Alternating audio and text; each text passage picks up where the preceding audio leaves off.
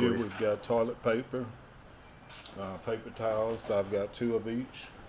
And I'll, more than likely get some more, but your snacks and, different things, chips, puddings. I'm getting ready on tomorrow morning. I'll be heading to Cave City, Arkansas, and also Diaz, Arkansas, to deliver some disaster relief supplies and go and, just help out, whether it's with prayer or anything else as the people, need to be a blessing to them. New shoes I just buy when I catch them on sale. Little sandals for little kids.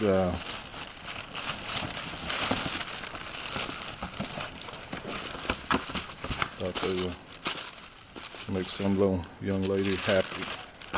Little Barbie sneakers. Just looking at the videos and all the different things that I saw on the news, there's a great need there, and seeing how it's not that far. Originally I was going to go to Poplar Bluff, Missouri, and I changed it because one, my mom is sick and I don't want to be just too far away, and so I decided to go to Cave City, Arkansas and Diaz, Arkansas, because those 2 towns were hit both with tornadoes, and they're 30 minutes apart, so I can kind of kill 2 birds with 1 stone, if you would. I'll be taking tarps. I'll be taking different types of cleaning supplies. I have some new rakes and shovels. I have all sorts of non-perishable food items, canned goods, just a lot of different things like that. And I'll also be taking some toys for the kids. I'll be taking some blankets,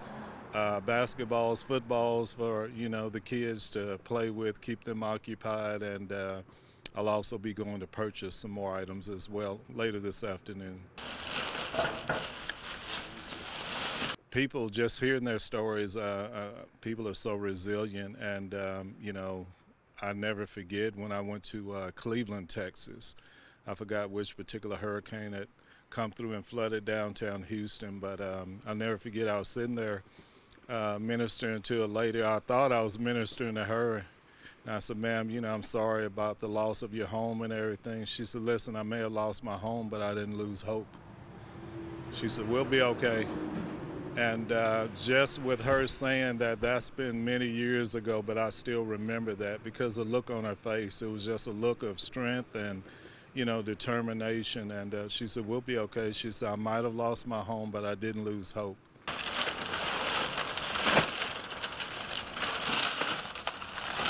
It's a blessing to be able to go and to serve, and so for me it's an honor and a privilege. And again, I always say this, but I'll continue.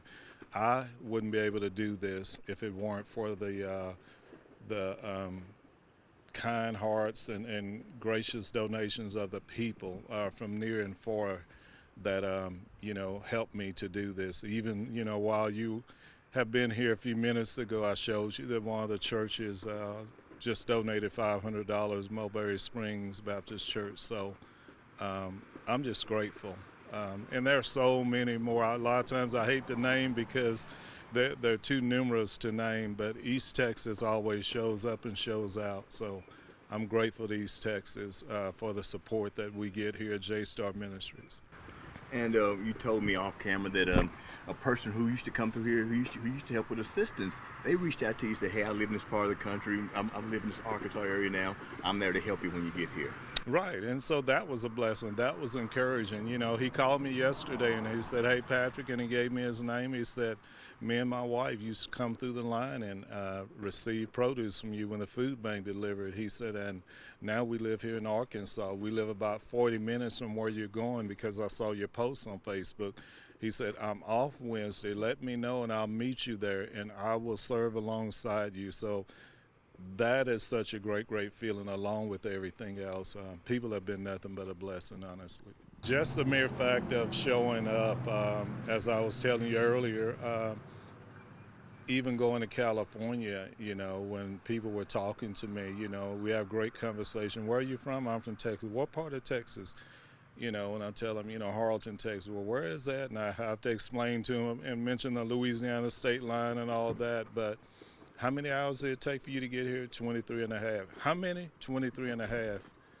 Oh my God, people know that when somebody drives 23 and a half hours or even 4.5, like this trip going down to Arkansas, that you care about them. When you show up, because, again, as I always say, people need more than thoughts and prayers. They need somebody there with something in their hands that it's going to help them to get back on their feet, whether it's food, whether it's clothing, whether it's different types of supplies or cleaning supplies, what have you. When you show up and you show up with something in your hand, that speaks a volume to people, and it brings smiles to not only the kids but to the adults as well.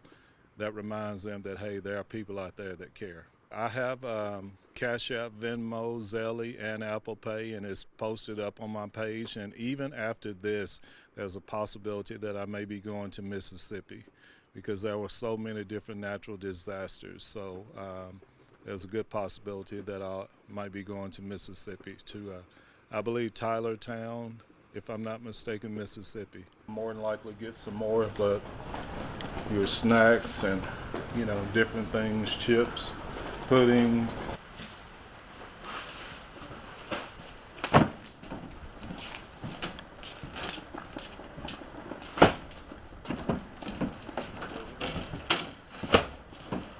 There's a little old lady about 70, 75 years old.